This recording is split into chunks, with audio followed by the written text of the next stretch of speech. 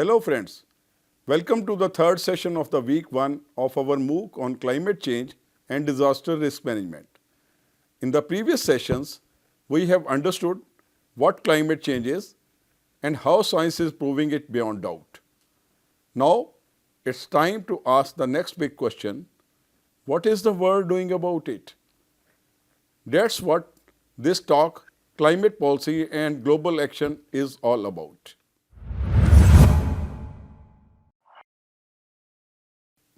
Friends, climate change doesn't stop at national borders. Carbon emitted in one country warms the whole planet. That's why the cooperation is essential at global levels. Over the past 3 decades, the world has built an evolving framework to guide collective action. Starting with the United Nations Framework Convention on Climate Change or UNFCCC in 1992. The UNFCCC was the beginning of global climate diplomacy.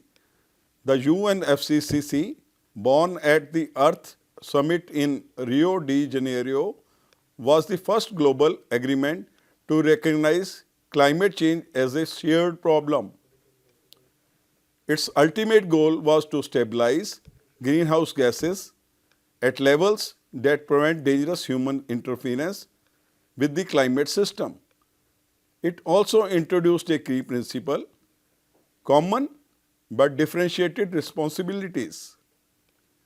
This means all countries must act, but developed nations responsible for most historical emissions must lead the way and support developing countries through finance and technology.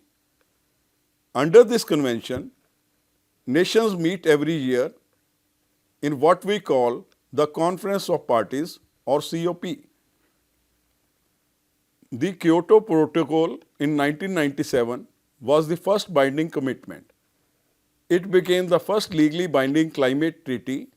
It required developed nations to cut emissions by about 5% below 1990 levels between 2008 and 2012. Kyoto also introduced innovative tools like the Clean Development Mechanisms or CDM, allowing rich nations to meet targets by investing in green projects in developing nations. India took this opportunity very seriously. By the year 2012, we had become the second largest host of CDM projects worldwide, from wind and solar parks in Tamil Nadu and Gujarat to biomass power plants and methane capture projects in Maharashtra. These projects not only reduced emissions but also brought jobs and clean energy investments to local communities. The Paris Agreement, a global turning point, the milestone moment in the history of global cooperation, came in the year 2015, the Paris Agreement at COP21. This agreement shifted the focus from a few developed countries to everyone.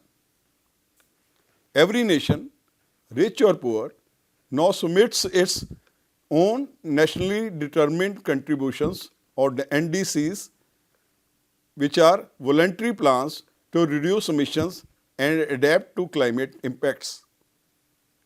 The Paris Agreement's central goal is to limit global warming to well below 2 degrees Celsius, preferably 1.5 degrees compared to pre-industrial times. It also introduced mechanisms for climate finance in which developed nations pledged $100 billion annually and for regular stock taking to assess progress.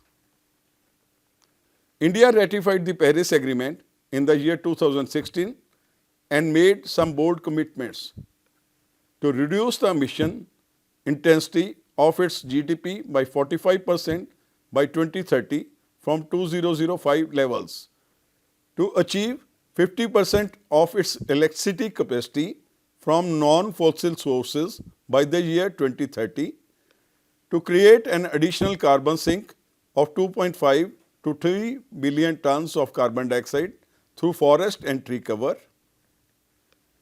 We have already made remarkable progress. Renewable energy capacity has crossed 225 gigawatt, making India the world's fourth largest producer.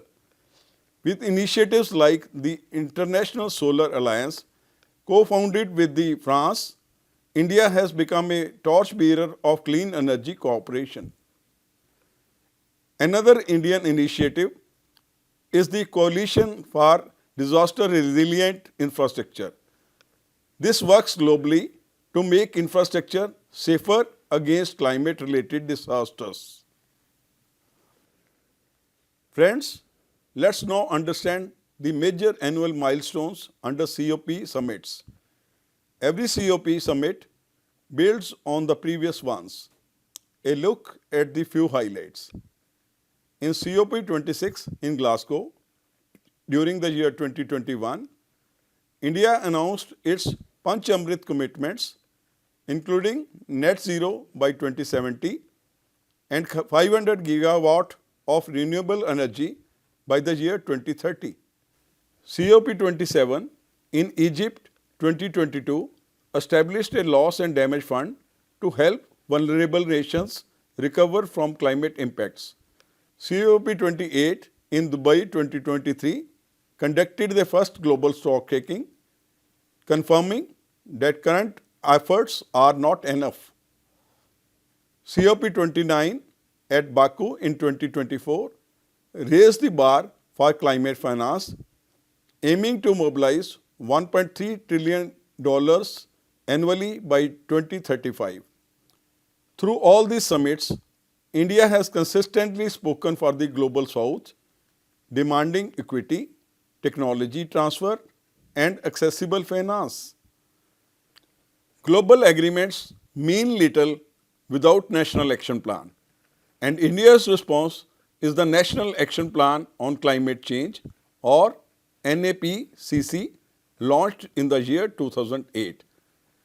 It weaves together 8 core missions that link climate action with development. Let's glance through a few highlights of these missions. National Solar Mission. From a 20 gigawatt solar energy goal to 280 gigawatt by the year 2030, India has already crossed 100 gigawatt. Mission on enhanced energy efficiency. Schemes like PAT and Ujala LEDs have saved billions of units of electricity. Sustainable Habitat Mission. Green buildings, waste to energy, and clean transport like Delhi metros. National Water Mission. Promoting efficient irrigation, rainwater harvesting, and equitable distribution. Green India Mission. Restoring 10 million hectares of forest and improving biodiversity. Electric Mobility Mission. Over 5 million electric vehicles registered, an incredible transformation of our transport landscape. Together, these missions showcase India's balanced approach, pursuing growth while safeguarding the environment. Now, let's understand why global action matters. Because climate change is not a local issue, it's a shared crisis. A cyclone in Bay of Bengal, a wildfire in Australia, a drought in Africa, they are all connected through the same atmosphere. When nations cooperate, share technology, and mobilize funds, we build resilience not only for ourselves, but for the generations to come. Friends, as we conclude this session, remember, although climate change is the defining challenge of our century, but it's also an opportunity to innovate, to reimagine our growth, and to create a cleaner, fairer, and safer world. India's journey shows that development and sustainability can go hand in hand. Our actions at the global summits, in the government policies, and in our individual choices all shape the future of our planet. In the forthcoming sessions, friends, we will build upon this understanding to explore disaster risk management, adaptation strategies, and technological solutions that can make our communities climate resilient. Thank you for learning with me. See you in the next session.